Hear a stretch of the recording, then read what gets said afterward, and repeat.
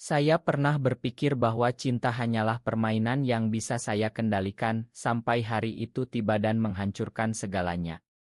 Dalam kemarahan buta, saya mengetik nama pacar saya sebagai orang terburuk di tes online yang konyol itu, tanpa tahu bahwa itu akan menjadi penyesalan terbesar dalam hidup saya.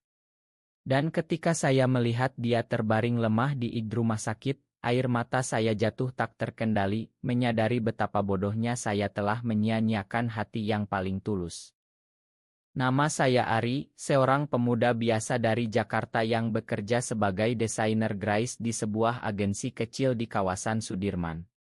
Hidup saya seperti kebanyakan orang di ibu kota ini, sibuk dengan lalu lintas macet, kopi hitam di warung pinggir jalan, dan mimpi-mimpi yang sering tertunda oleh realitas.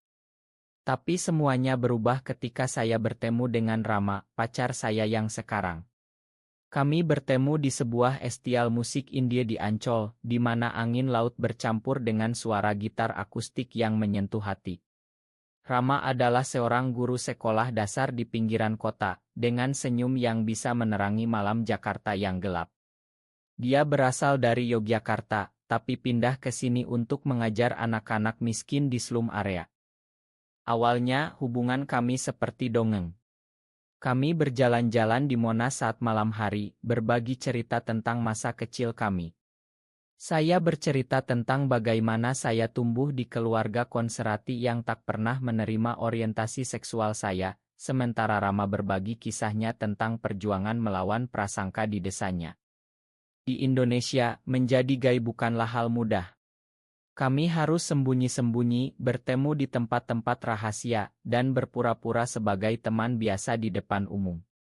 Tapi itu membuat cinta kami semakin kuat. Rama selalu bilang, Ari, cinta kita seperti angin semeru, tak terlihat tapi bisa dirasakan di setiap hembusan. Tapi seperti kebanyakan cerita cinta, konflik mulai muncul.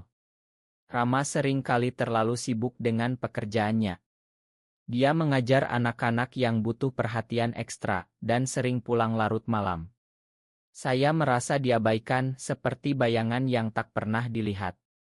Suatu malam, kami bertengkar hebat. Saya menuduhnya tak pernah punya waktu untuk saya, sementara dia bilang saya terlalu egois dan tak mengerti tanggung jawabnya. Kau tahu betapa sulitnya mengajar di sini. Anak-anak itu butuh saya lebih dari kau, katanya dengan suara gemetar. Saya marah besar, dan dalam kemarahan itu, saya membuka ponsel dan ikut tes online yang sedang viral di media sosial, tes kepribadian, siapa orang terburuk dalam hidupmu. Tes itu konyol, hanya kuis sederhana yang meminta nama orang yang paling membuatmu kesal. Tanpa berpikir panjang, saya masukkan nama Rama. Hasilnya, orang terburukmu adalah seseorang yang seharusnya kau cintai, tapi egomu menghalangi. Saya tertawa sinis dan bagikan hasil itu di story Instagram saya, dengan caption, benar juga, ya. Tak lama, teman-teman mulai komentar, tapi Rama tak bereaksi. Malam itu, saya tidur dengan hati penuh amarah, tak tahu bahwa itu adalah kesalahan Atal. Keesokan harinya, saya bangun dengan perasaan aneh. Rama tak menelepon seperti biasa. Saya coba hubungi, tapi nomornya tak aktif. Saya pikir dia marah dan sengaja menghindar. Hari berlalu dengan rutinitas biasa, meeting di kantor, makan siang di warteg, dan pulang ke apartemen kecil saya di Kemayoran. Tapi malamnya, telepon dari nomor tak dikenal datang. Halo, apakah ini Ari? Ini dari Rescipto Mangunkusumo. Kami punya pasien bernama Rama yang menyebut nama Anda sebagai kontak darurat. Hati saya berdegup kencang. Saya langsung bergegas ke rumah sakit, melewati kemacetan malam Jakarta yang tak pernah berakhir. Sampai di IG, saya melihat Rama terbaring di ranjang, wajahnya pucat dengan inus di tangan. Dokter bilang dia kecelakaan motor saat pulang dari sekolah, ditabrak oleh pengemudi mabuk. Dia stabil sekarang, tapi butuh istirahat total, kata dokter. Saya duduk di sampingnya, memegang tangannya yang dingin. Air mata saya jatuh tanpa henti. Bagaimana bisa saya menyebutnya orang terburuk? Dia yang selalu ada untuk saya, yang rela berkorban untuk anak-anaknya. Rama terbangun pelan, matanya memandang saya dengan kelembutan. Ari, kau datang, bisiknya. Saya menangis lebih keras, minta maaf atas segalanya. Aku lihat storymu kemarin. Itu menyakitkan, tapi aku mengerti. Kau marah. Kata-katanya membuat saya hancur. Kami berbicara panjang malam itu tentang betapa rapuhnya hubungan kami di tengah tekanan masyarakat Indonesia yang masih konservatif. Rama cerita tentang bagaimana dia hampir dipecat karena rumor tentang orientasinya, tapi dia bertahan demi anak-anak. Dari sana hubungan kami mulai pulih. Saya belajar untuk lebih sabar, membantu Rama di sekolahnya sesekali. Kami pergi ke Pantai Anyer untuk liburan singkat, merasakan angin laut yang menyegarkan. Tapi tak lama, konflik baru muncul. Teman lama Rama dari Yogyakarta datang ke Jakarta. Namanya Budi, seorang aktivis yang karismatik. Budi sering datang ke apartemen kami, berdiskusi tentang hak-hak gay di Indonesia. Awalnya saya senang, tapi lama-lama saya curiga. Mereka terlalu dekat, tertawa bersama, dan Rama sering pulang larut karena rapat dengan Budi. Kecemburuan saya memuncak. Suatu hari, saya intip ponsel Rama dan lihat pesan-pesan mesra dari Budi. Aku rindu masa lalu kita, tulis Budi. Hati saya hancur. Apakah Rama selingkuh? Saya konfrontasi dia malam itu. Kau bohongi aku. Kau dan Budi, teriak saya. Rama terkejut, menjelaskan bahwa Budi adalah mantan pacarnya dulu, tapi sekarang hanya teman. Kami cuma diskusi tentang kampanye di Yogyakarta. Tidak ada yang lebih. Tapi saya tak percaya. Dalam amarah, saya lempar barang-barang dan suruh dia pergi. Rama pergi dengan mata berkaca-kaca. Saya sendirian di apartemen, menyesal tapi terlalu sombong untuk minta maaf. Hari-hari berikutnya seperti neraka. Saya tak bisa fokus kerja, makan pun tak enak. Teman-teman bilang saya berlebihan, tapi prasangka saya terlalu kuat. Di Indonesia, di mana masih tabu, kepercayaan adalah segalanya. Akhirnya, saya putuskan untuk cari tahu sendiri. Saya ikuti Rama ke sebuah KAI di Tamrin, di mana dia bertemu Budi. Dari kejauhan, saya lihat mereka berbicara serius. Tak ada sentuhan mesra, hanya dokumen-dokumen di meja. Ternyata mereka merencanakan workshop untuk anak-anak korban diskriminasi. Saya merasa bodoh. Saat itu, Rama melihat saya dan panggil. Ari, ayo gabung. Saya duduk mendengar cerita mereka. Budi ternyata sudah menikah dengan wanita, dan hubungannya dengan Rama murni persahabatan. Malam itu kami pulang bersama, dan saya minta maaf sebesar-besarnya. Hubungan kami semakin dalam. Kami mulai terlibat dalam komunitas kecil di Jakarta, membantu orang-orang seperti kami yang kesepian.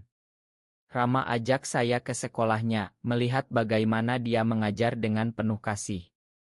Anak-anak menyukainya, memanggilnya Pak Guru Rama yang baik hati. Saya sadar, Rama bukan hanya pacar saya, tapi pahlawan bagi banyak orang. Tapi takdir punya rencana lain. Suatu hari, Rama dapat panggilan dari desanya di Yogyakarta. Ayahnya sakit parah, dan dia harus pulang.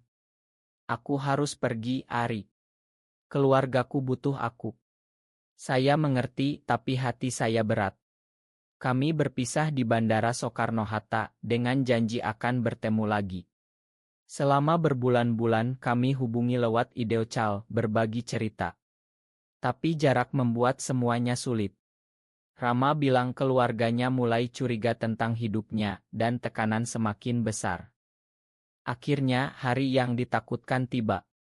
Rama telepon saya malam-malam, suaranya gemetar. Ari, ayahku tahu tentang kita. Dia marah besar, suruh aku menikah dengan gadis desa. Saya syok. Di Indonesia, tekanan keluarga bisa menghancurkan segalanya. Saya bilang saya akan datang ke Yogyakarta, tapi Rama larang. Ini bahaya. Biar aku urus sendiri. Saya tak bisa diam, saya ambil cuti dan terbang ke Yogya. Sampai di sana, saya temui Rama di sebuah warung kopi dekat Malioboro. Dia terlihat lelah, mata sembab. Kau tak seharusnya datang, katanya. Kami berbicara panjang tentang bagaimana kami bisa bertahan. Tapi malam itu ayah Rama datang tiba-tiba, marah besar. Kau yang merusak anakku, teriaknya. Situasi memanas dan Rama berdiri di antara kami, melindungi saya. Konflik itu menjadi puncak. Rama akhirnya bicara terbuka pada ayahnya, tentang siapa dirinya sebenarnya. Ayahnya syok, tapi setelah berjam-jam diskusi, air mata jatuh. Aku tak mau kehilangan anakku, kata ayahnya. Perlahan penerimaan mulai tumbuh. Kami kembali ke Jakarta bersama, dengan berkah dari keluarga. Tapi cerita tak berakhir di situ. Beberapa bulan kemudian, Rama sakit. Diagnosis kanker stadium awal. Saya hancur, tapi kami lawan bersama. Saya temani dia ke kemoterapi, pegang tangannya saat dia lemah. Di saat-saat itu, cinta kami paling kuat. Rama bilang, Ari, kau adalah yang terbaik bagiku, meski kau pernah sebut aku terburuk. Kini, setelah pengobatan sukses, kami hidup bahagia di Jakarta. Kami tak lagi sembunyi, meski tantangan masih ada. Cinta kami mengajarkan bahwa di tengah kaos Indonesia, kasih sayang bisa menang.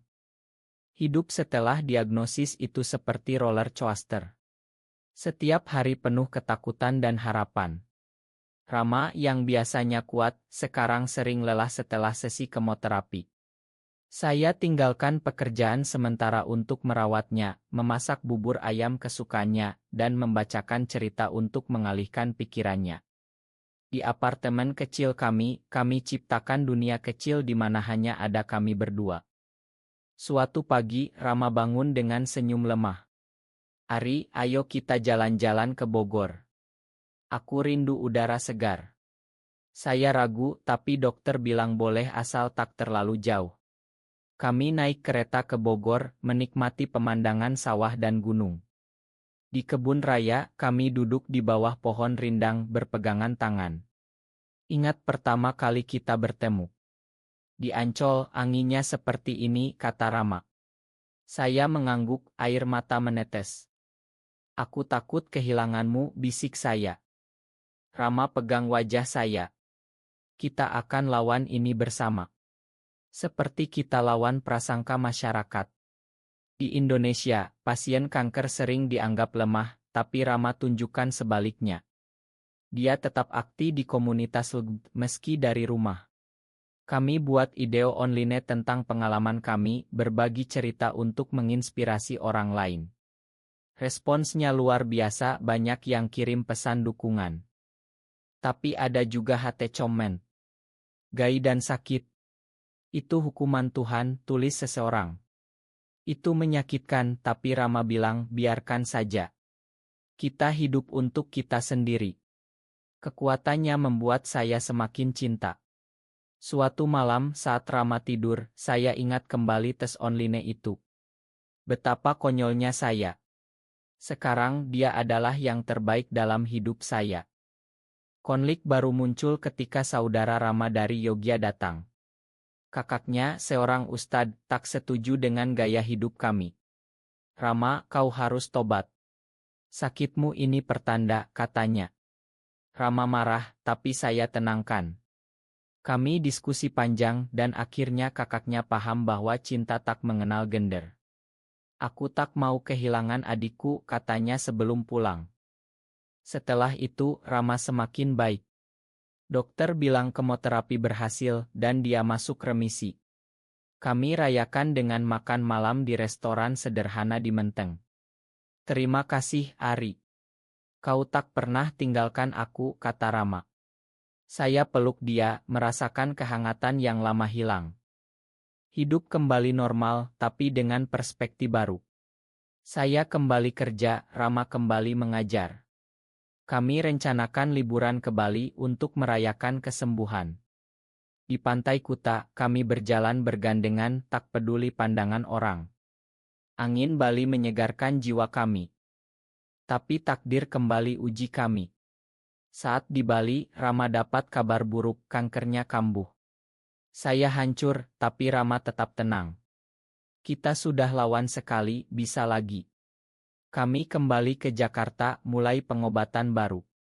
Kali ini lebih berat, Rama kehilangan rambut, nafsu makan hilang. Di saat-saat gelap itu, saya ingat janji kami. Saya bawa Rama ke masjid terdekat, meski kami tak religius ketat. Kami berdoa bersama, mencari kekuatan. Tuhan, tolong beri kami waktu lebih, doa saya. Komunitas kami bantu banyak. Mereka kumpul dana untuk pengobatan, datang kunjungi Rama. Itu tunjukkan bahwa di Indonesia, meski diskriminasi ada, solidaritas masih hidup. Suatu hari, Rama bilang ingin pulang ke Yogyakarta. Aku ingin lihat keluarga sebelum terlambat. Saya setuju. Kami terbang ke sana, disambut hangat oleh ayah dan kakaknya. Ayah Rama peluk dia erat. Anakku, makan ayah dulu. Mereka berdamai sepenuhnya. Di Yogyakarta, Rama ajak saya ke Candi Prambanan. Di bawah matahari terbenam, kami duduk diam, menikmati keindahan. Ari, jika aku pergi, ingat aku sebagai yang mencintaimu sepenuh hati. Saya menangis, tapi janji akan tetap kuat. Kembali ke Jakarta, pengobatan lanjut. Rama semakin lemah, tapi semangatnya tak pudar.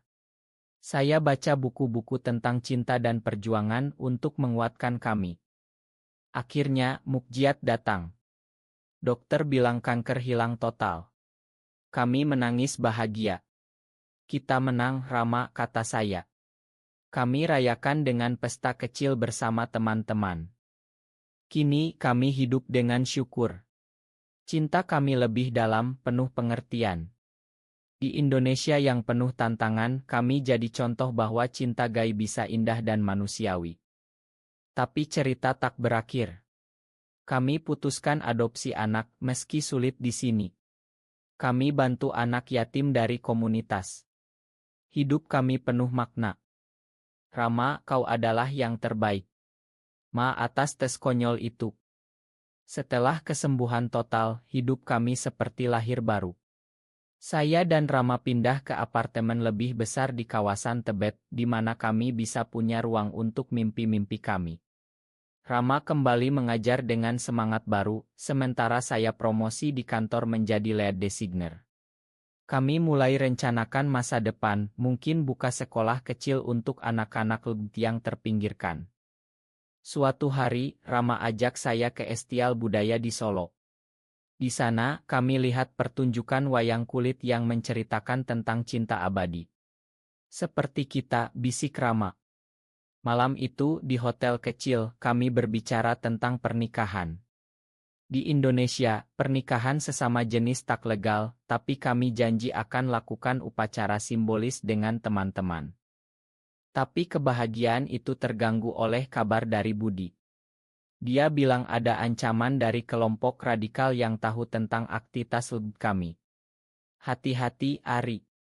Mereka bisa serang kapan saja. Saya khawatir, tapi Rama bilang kita tak boleh takut. Itu artinya kita sedang berubah masyarakat. Konflik memuncak ketika rumah kami didemo kecil-kecilan. Beberapa orang datang dengan spanduk tolak LGBTI. Rama keluar, bicara tenang. Kami tak ganggu siapapun. Kami cuma ingin hidup damai. Anehnya, beberapa demonstran mendengar dan pergi. Tapi satu orang melempar batu mengenai Rama. Darah mengalir dari kepalanya. Saya panik, bawa dia ke IG terdekat. Dokter bilang luka tak parah, tapi itu buat saya ingat kembali momen pertama di rumah sakit. Rama, jangan tinggalkan aku, kata saya sambil menangis. Rama tersenyum. Aku di sini, sayang. Setelah itu, kami lebih hati-hati. Kami pindah ke komunitas yang lebih aman di pinggiran Jakarta. Di sana, kami bangun jaringan dukungan. Rama mulai tulis buku tentang pengalaman kami, judulnya Cinta di Balik Prasangka. Buku itu laris, dan kami diundang ke talk show Deep Nasional, Rama bicara berani. Saya gay dan itu tak buat saya kurang manusia. Respons beragam, dukungan dan hujatan.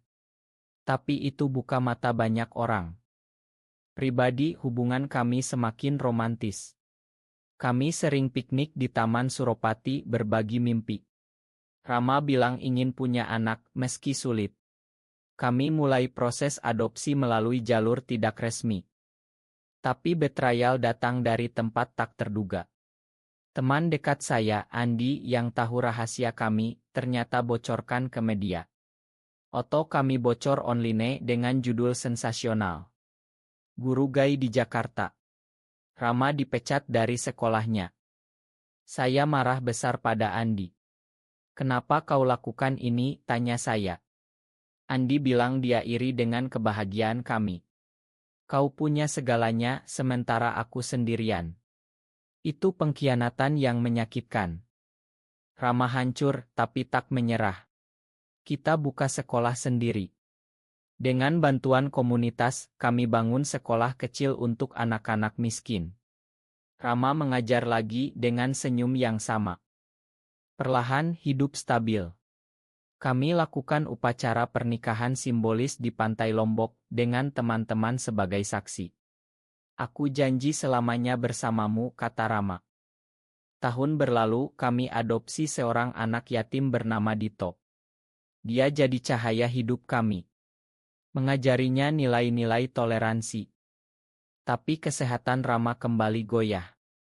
Samping kemoterapi muncul masalah jantung. Dokter bilang butuh operasi.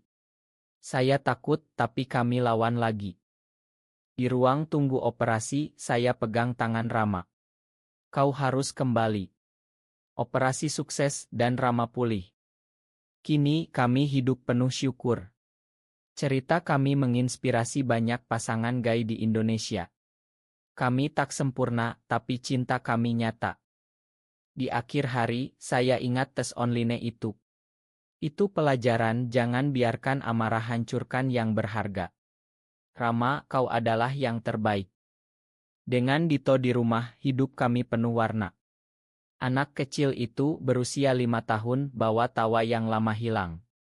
Rama ajarinya membaca, sementara saya gambar kartun untuknya.